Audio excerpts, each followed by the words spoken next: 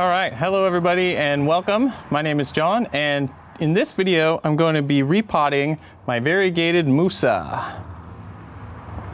So this is actually a Musa Florida variegated, not the Ae, but they look very similar.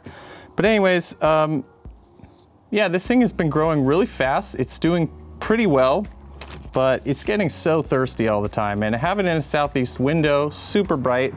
Honestly, a little too bright. As you can see, this is light burning here.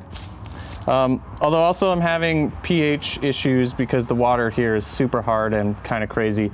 But anyways, figured I'd do a video about this because today I'm doing something that I have often done, which is this plant clearly, the root system is probably getting quite large. It's drinking this water up real fast. So I want to move it, so it needs a repot, but I don't want to move it to a bigger pot. I don't want it to keep growing so quickly. It's gonna get too tall and too big too fast.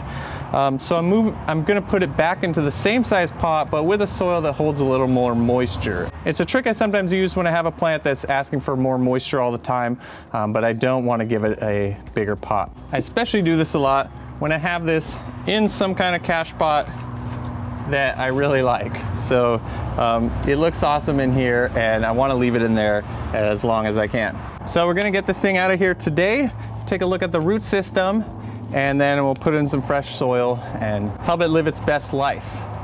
Now, I did get this in the mail. I had already done a video and a blog post about the methods I use to root that, because if you're ordering these online, they are gonna come with no leaves and no roots, because that's a requirement for them in order to be shipped internationally. In order to pass the phytosanitary inspection, they're gonna have all the leaves and roots removed to prepare for that. So if you're curious about that, you can check that video out or the blog post. And the soil mix I had this in previously is something I've used a lot.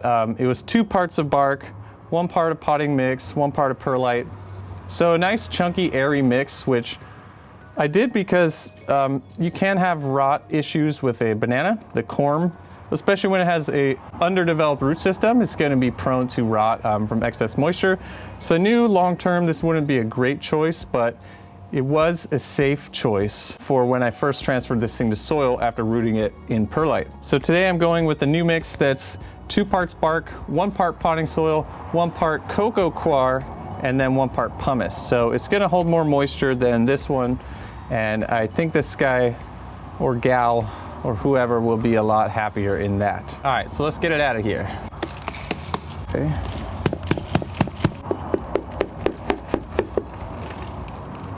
All right, so lots of nice fat roots, lots of healthy looking roots, some not so great looking roots. I don't know if you can see there's like some blackening here for whatever reason. Although that could be staining from the Bovaria fungus I had used.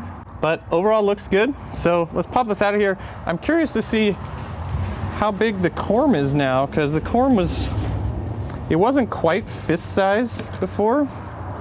So I wonder how much that has grown. So this mixture is not compacted at all. It's still looking good. It's just really not right for a thirsty Musa that's getting a lot of direct sun. Okay, well, look at this. Here's the bottom of the Corm. A lot of the Corm is kind of gone, actually. I mean, there's still, obviously there's enough, there's all these roots coming out of it, but you see this like yeah.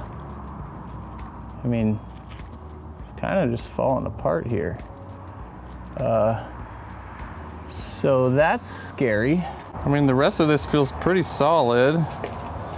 Yikes. Okay, well, do I want to move it into leca or something then? So it's kind of weird that part of the Corm is like kind of disappeared, but this plant has been growing a ton of leaves and it's still growing. There's a new one that's like poking out.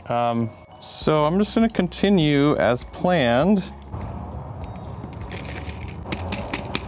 Okay, so there we go. So I got it repotted. It's in this new mix. It should be good. I'm gonna be careful with the watering because I don't know why part of the Corm is kind of decomposing, but it may have been that the initial corm that arrived was already doing that a little bit, and so over time it's just kind of shedding parts of that. There's still like a large root system. It's growing new leaves like every week or two, so probably every 2 weeks actually. So keep an eye on that. If I learn anything about this, I will let you know. But for now, that is gonna do it. So thank you so much for watching. If you enjoyed this video, please hit the like and subscribe buttons, and I hope to see you in the next video. All right, peace.